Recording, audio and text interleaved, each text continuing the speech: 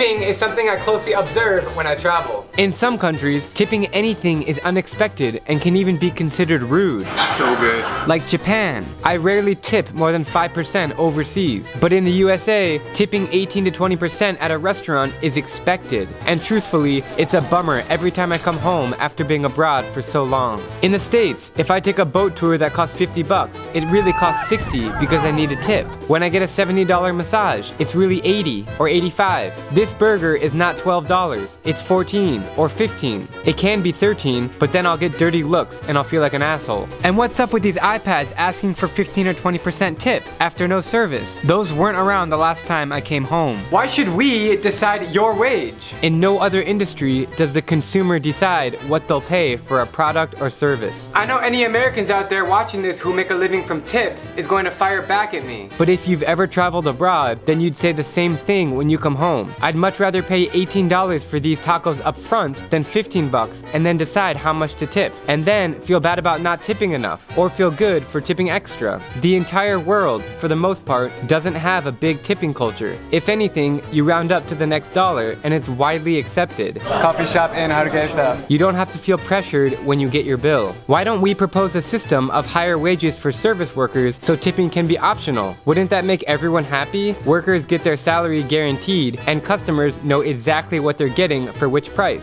But of course, leave it to the USA to find a way to be different. What are your thoughts? Do you like to tip? Hate to tip? Let me know in the comments below. I'm Drew Binsky, and if you like my travel videos, please click subscribe and join me as I plan to visit every country in the world.